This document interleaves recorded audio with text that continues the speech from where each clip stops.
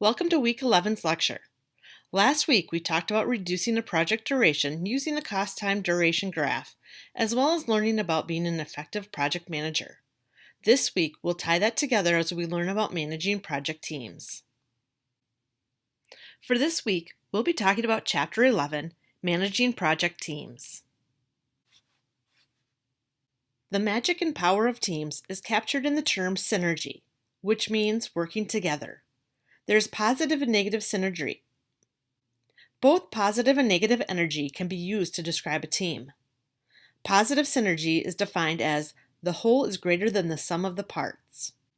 Conversely, negative synergy is defined by the whole is less than the sum of the parts. When you think about teams, you might think about sports teams. These teams work as one to beat the other team. In doing so, the team demonstrates positive synergy. If you've ever watched or played a sport, you can probably recall a time when there was infighting on a team, players blaming one another for mistakes, and a team falling apart in front of you. These teams would be great examples of negative synergy. These same descriptions could be translated into project teams. Teams that work well together and create positive synergy typically contain the following characteristics. 1. They share a sense of a common purpose. 2. They make effective use of individual talents and expertise. The team willingly accepts the influence and leadership of the members whose skills are relevant to the immediate task. 3. They have balanced and shared roles. This facilitates both the accomplishment of tasks and feeling of group morale. 4. They maintain a problem-solving focus, rather than allowing itself to be drained by interpersonal issues or competitive struggles. 5. They accept differences of opinion and expression.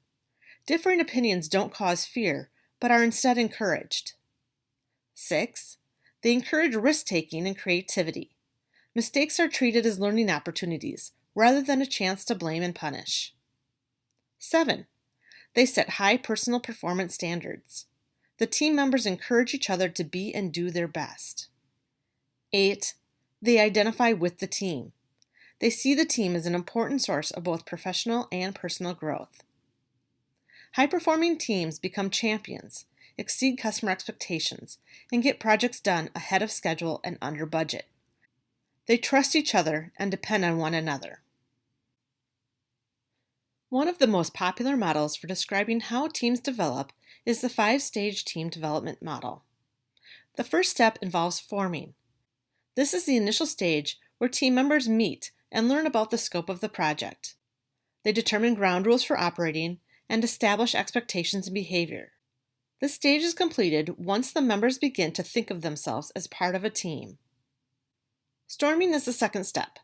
It is marked by a high degree of infighting or internal conflict. They know they are part of a group, but find themselves resisting the constraints that the project and group places on them as an individual. There is conflict over who will control the group and how decisions will be made. As these resolve, the project manager's leadership becomes accepted and the group moves to the next stage. The third stage is norming. Here, close relationships develop. The team members feel camaraderie and shared responsibility for the project. This stage is complete when the group structure solidifies and the group establishes a common set of expectations about how members should work together. Performing is the fourth stage. This signals that the team is fully functional and accepted. Group energy is focused on accomplishing the project goals. The final stage is adjourning. Here, teams prepare for its separation. High performance is no longer a top priority.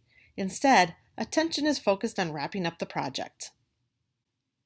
Experience and research indicates that high-performance teams are much more likely to develop under the following conditions.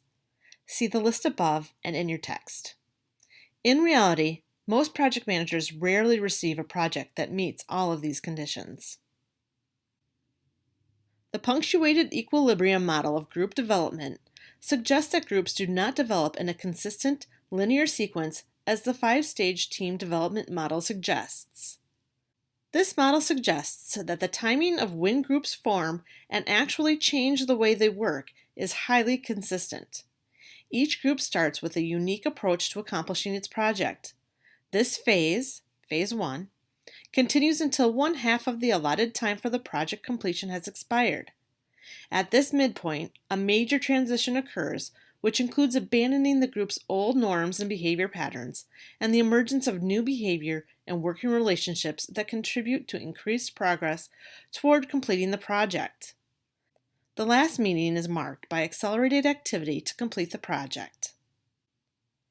Project managers play a key role in developing high-performance project teams. They recruit members, conduct meetings, resolve conflicts that arise within the team, and provide morale and support when needed. They do this by using a highly interactive management style that exemplifies teamwork and, as we've discussed in the previous chapter, manage the interactions between the team and the rest of the organization. In doing all of this, the project manager guides the team toward superior performance. On the previous slide, we discussed a few of the items a project manager is responsible for in building a high-performance project team. Here, we'll take a closer look at each of these. Project managers need to recruit members to be part of the team. The project manager will look for people based on the importance of the project and the management structure being used to complete the project. For high-priority projects, the project manager will basically be able to select whoever they choose or want. For less significant projects, the project manager may have to talk people into joining. In a matrix structure, the functional manager controls who will be assigned to a project. It'll be up to the project manager to work with the functional manager to decide who will be on the project team. When looking to recruit team members, the project manager will likely ask for volunteers who have the necessary skills and experience. Beyond that, they will also look for people with the following: problem-solving abilities. Can they work under uncertainty? Do they have strong problem-solving skills? If the answer is yes, these people would be great for a complex project. If the answer is no, these people may do well in a more straightforward project. Availability. Do they have the availability in their schedule to take on additional tasks and responsibilities? Credibility. Do the potential members have a reputation for being trustworthy? Political connections. Do the workers have a good working relationship with key stakeholders? If so, this could ease the way for the project and provide the team with useful leverage. Ambition, initiative, and energy. These are qualities which can make up for a lot of shortcomings in other areas and should not be underestimated. Familiarity. Are they too familiar with the project or topic? If so, they may lack the creativeness and innovation you're looking for. On the other hand, if the project is similar to another, the familiarity may be helpful. Once the project team has been compiled, the project manager needs to conduct the project kickoff meeting. This meeting brings all the team members together at one time to talk through the project objectives, provide an opportunity for team members to meet, and discuss team expectations. During the kickoff meeting, or in follow-up meetings, the project manager will take the time to go through the following information. The first is to establish ground rules for how the team will work together, including how they will interact with each other. The team will also discuss planning decisions. Examples of this include: how will the project plan be delivered? What are the specific roles and responsibilities of all the participants? Who needs to be informed of decisions? What are the deliverables of the project planning process? And who will approve and sign off at the completion of each deliverable? Once the planning decisions have been made, the team needs to decide how they will track the progress of the project. For instance, how will progress be assessed? How will team members get data from each other? How often will they get this data? Who will generate reports? And what about status report meetings? Who will run them? Where will they be? How often? While the team may not be involved in making decisions regarding how change is managed, the team does need to be aware of them. These will answer the following: how will changes be instituted? Who will have change approval authority? How will plan changes be documented and evaluated? Perhaps one of the most critical decisions to be made involves relationships within the team, both interpersonal and departmental relationships. For instance, what department will the team need to interact with during the project? How will all involved parties be kept informed of deliverables, scheduled dates, and expectations? How will the team members communicate among themselves? All the answers or decisions to all the questions asked during this portion of the meeting should be recorded and distributed to all members of the project. A team charter may be created to state in explicit terms the norms and values of the team. It should be collaborative, and the project manager should be open to suggestions from the team. Once there is general agreement, each member signs the final document to symbolize commitment to the charter. Once the project kickoff meeting has concluded and the project is underway, the team will need to meet for subsequent meetings. These meetings include status report meetings, problem-solving meetings, and audit meetings. Be sure these meetings are only as long as they need to be. Follow the established agenda and end the meeting at the time you said it would end, or earlier. People are busy and they don't want to waste their workday in a meeting listening to people talk about their weekend. Keep the meeting on track and focused. While each team will have some unique factors and functions, research has shown the following norms to be associated with high-performance teams. I encourage you to read through this list in your book and think through ways you could help maintain the team's norms if you were on the team, or how you, as the project manager, would respond to a team member who has not followed these norms. So the team has been compiled, the project kickoff meeting has occurred, and team norms and values have been laid out. At this point, work on the project has likely begun.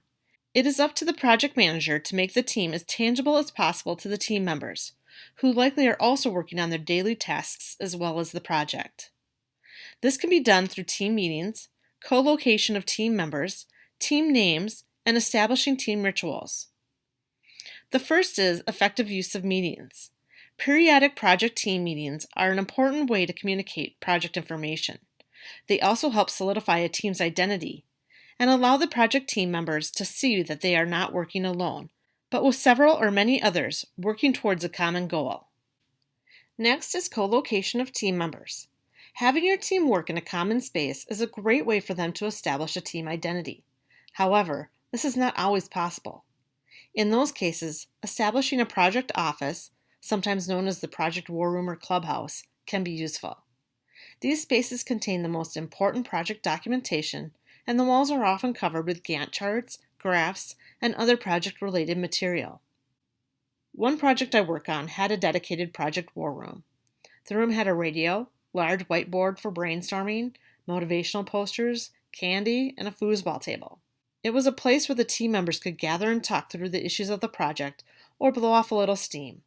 We could interact with each other on both a personal and work level. Having the space and time together helped make us feel like we were in this together and truly part of a team.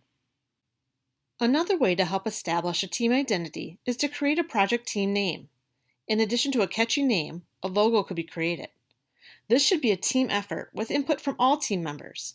This could even be turned into t-shirts or other swag for team members only. I worked on an online training project which included graphic artists. The great thing about this was that they created some great logos, incorporating the team suggestions. In addition, they would decorate the war room with project-specific graphics and characters of the different team members. It was a fun way to make us all feel included and feel the team bond. And finally, establishing team rituals. These help establish the unique identity of the team. This is the same rationale that sports teams use to establish their team identity. Before every game, most teams have a set of actions they perform in the same way each time. This becomes their team ritual and helps create the team mentality. For a project team, this could be a team handshake, a cheer, or celebration of a completed milestone. A project vision is less tangible than a project scope statement. It's the image a project team has about how the project will look when it has been completed, how they will work together as a team, and how the customer will accept the project. This can appear as a slogan or symbol, or be a written statement. The vision inspires members of the team to do their best. It unites people with different backgrounds and interests to a common objective. There are 4 essential qualities of an effective vision. First, communicate the vision. It's worthless if it sits inside someone's head. Second, they need to be challenging but also realistic. It's important that the vision provide a strategic sense for the organization rather than fantasy. Third, the project manager needs to believe in the vision. If they don't, others won't either. And finally, it needs to inspire the team to do and be its best. Most project managers support the idea of using group rewards or incentives as the work they are doing is collaborative. In addition, it can be difficult to determine who gets what as an individual reward. Also, recognizing a few individual contributions on a team project distracts from team unity. It can be difficult for a project manager and the organization to award team members with rewards that have a lasting significance. You want the reward to be something they will remember, allowing them to recall the accomplishment they earned.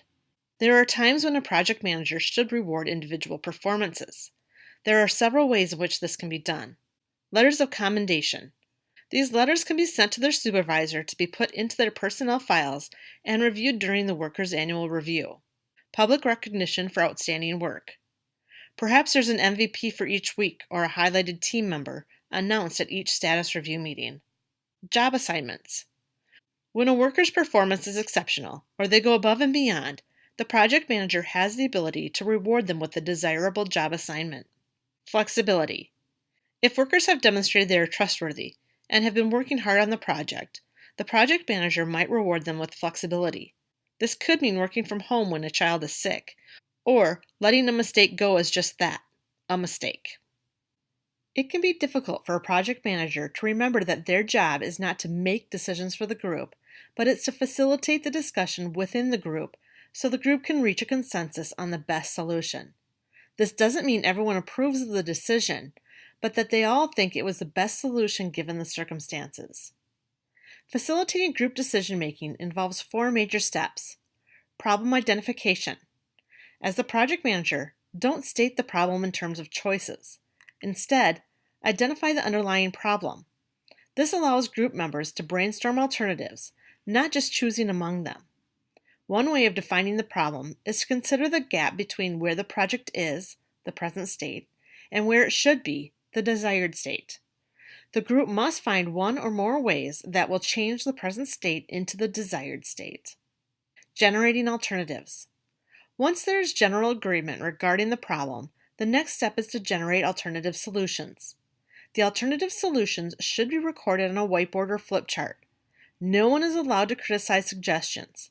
The object is to create as many alternatives as possible. Reaching decision. The next step is to evaluate and assess the alternative solutions. Having a criteria on which to base your evaluation is beneficial. This may be based on cost, schedule, and performance.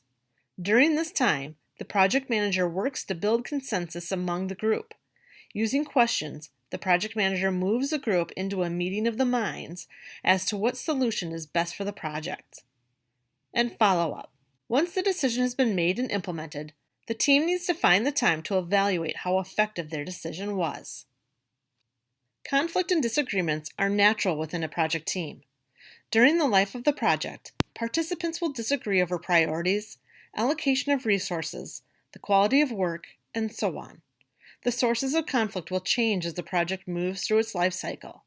The image here provides examples of the sources of conflict which might occur at each stage.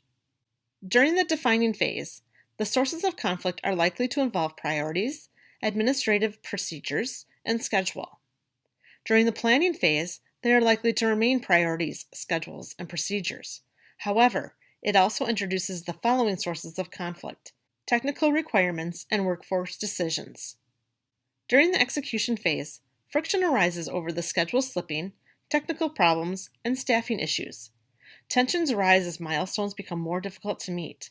Project managers must decide between letting the schedule slip, spending money to get it back on schedule, or reducing the scope of the project in order to save time. Technical problems involve finding solutions to unexpected problems and integrating the contributions of different people. This, in turn, leads to interpersonal conflicts. During the delivery phase, the level of conflict tends to subside. If the project is still incurring schedule issues, this will be the biggest source of conflict. All conflict is not necessarily bad, nor can it be avoided. The important thing for a project manager is to be able to differentiate functional versus dysfunctional conflict. From there, they can work to encourage the functional conflict and manage the dysfunctional conflict. Conflict that furthers the objective of the project is considered functional conflict and should be encouraged. This can be done by encouraging heated discussion by asking tough questions of the team members. Oftentimes, this will generate thoughts and ideas that had not been previously considered, making the end solution even better than it was. Along the same lines, the project manager can bring people with differing points of views together. The end result may lead to identifying previously unknown risks and a more knowledgeable team. My personal favorite is having somebody play devil's advocate. This person will argue an opposing view to make people think through their thoughts, question their assumptions, and push the envelope just a bit. In addition, the project manager may ask the team members to consider the most unlikely alternatives. This generates ideas, even if they are far-fetched, which could be scaled down to become realistic alternatives. When the conflict does not help to further the project objectives or causes the project momentum to stop or slow, it is referred to as dysfunctional conflict. Here, the goal of the project manager is to manage these types of interactions. However, they can be difficult to identify as the conflict may not create a pleasant solution, even though it may be functional. Making it even more difficult is the fact that there is no easy solution to this type of conflict. However, there are strategies a project manager can use. First, they can try to mediate the conflict. The project manager takes on a negotiator-like position, trying to help the members find common ground. Or, the project manager can try to arbitrate the conflict. The project manager listens to both parties, then makes a decision that they feel is best for the project. The project manager may try to control the conflict. They may try to help smooth it over or use humor to de-escalate the situation. Alternatively, the project manager may decide to accept the conflict. In these cases, the conflict will outlive the life of the project, and the project manager will just have to live with it. Finally, they can try to eliminate the conflict. If the conflict gets so bad that it is no longer tolerable, the project manager may decide to remove the party or parties responsible for escalating or continuing the conflict. Project duration can vary greatly, from just a couple of weeks to years. During the longer projects, teams can lose focus and momentum. If this occurs, the project manager needs to find ways to bring the team back to the action and working toward the project objectives. This can be done using informal or formal techniques. Informally, the project manager can establish new team rituals to re-energize the team. They can try taking the team on an outing away from the office. This might be a lunch, bowling, movie, or picnic. It's a chance for the team to blow off some steam, reconnect, and feel good about the work they're doing. Providing an opportunity for the team to view an inspirational message may also give the team a chance to reflect and rekindle commitment to the success of the project. And of course, the project sponsor could rally the troops with a pep talk. Formally, the project manager could decide that the team could benefit from a team building session conducted by someone outside of the organization. The goal would be to improve the work processes of the team. This would be particularly appropriate if the project manager senses the team is reaching a transition point in its development. These work as the team building activities are often mastered through teamwork, not individual effort. Building a high-performance team in one location is a difficult task. Building one where the team members can't engage in face-to-face interactions is even more difficult. I think we're all getting a taste of this as we're conducting this course in a virtual manner. Project work among team members that are located in different time zones and continents limits the opportunity for direct communication. Email and teleconferencing, like Skype or WebEx, takes on much more importance as it is the primary means of communication. This can lead to challenges in developing trust and effective patterns of communication. Trust is difficult to establish in virtual project management. The project manager will need to make a real effort to exchange social information, who everyone is, and some personal background. They will also need to set clear roles for each team member, so everyone knows what is expected of them. Trust in a virtual team grows through team members' reliability, consistency, and responsiveness. Establishing effective patterns of communication can also be a challenge for virtual teams. Email is great at providing facts and data, but it's not great at conveying feelings, nor is it real time.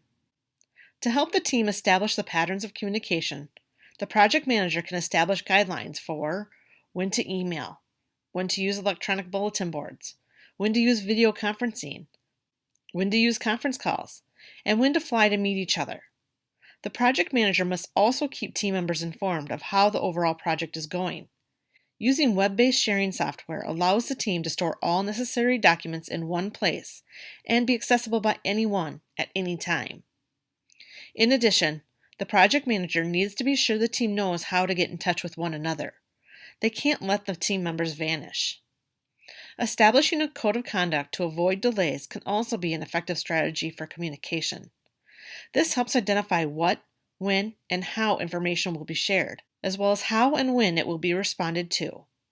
Clear norms and protocols for surfacing assumptions and conflicts should be established. Team members will not have the advantage of seeing the nonverbal communication, putting them at a disadvantage. Therefore, they will need to communicate their viewpoints clearly and ask questions when there are doubts or concerns. Finally, the entire team needs to share the pain. Just because the project manager is in one location does not mean that everyone else should rearrange their lives for them. If there is not a corresponding time to meet with the team across all time zones, take turns for meeting times so that all team members have a turn working in their time zone. When project teams work well, they can produce dramatic results. However, they don't always work well. Here are some of the problems that can occur when working with any team. First, groupthink can occur. Groupthink occurs when team members are concerned or scared to speak up about a decision due to the possible repercussions. For instance, they don't want others to see them as unsupportive or risk upsetting anyone else. This happens when the desire for group consensus overrides people's common sense desire to present alternatives, critique a position, or express an unpopular opinion. As a result, decisions are made quickly with little consideration of alternatives. Some symptoms of groupthink include illusion of invulnerability, the team feels invincible; whitewash of critical thinking, only talk about a few solutions, ignoring alternatives; negative stereotypes of outsiders; and direct pressure. If someone speaks up against a decision, the rest of the team applies direct pressure to that person. Next, groups are often given the go-ahead to bypass normal protocols to get things done. However, if this type of bypassing becomes a normal way of life, it results in the rejection of bureaucratic policies and procedures. This is called bureaucratic bypass syndrome. A team that succumbs to this may alienate other workers who are constrained by the normal protocols. While team spirit is great for a team and can contribute greatly to the success of the project, team infatuation can leave broken professional and personal relationships. This can contribute to burnout and disorientation upon completion of the project. When a team is described as going native, it refers to the team's new allegiance, if you will. Rather than working towards the overall goal of the organization, they are more concerned with their own problem and the people on the team. The team abandons the organization's norms and values and adopts their own. Based on today's lecture, you should all have a better understanding of what is involved with managing a project team. We've discussed team development, building high-performance project teams, managing virtual project teams, and the possible pitfalls of project teams. Next week, we'll dive in with both feet to learn about outsourcing, the advantages, the disadvantages, best practices, and negotiating. Until then, don't forget about the Franklin Equipment Ltd. case study, which is due no later than midnight on Sunday, November 8th. You can find the assignment template through Blackboard or on Connect. As always, please join us over at the discussion board for this week's topics. Thanks to those who have been engaging in conversations with your fellow classmates. I may not have an opportunity to reply to everyone, but I do try to respond to as many as possible. That being said, please feel free to contact me at any time if you have any questions or concerns regarding the course. I'm looking forward to next week's lecture. Until then, have a great week.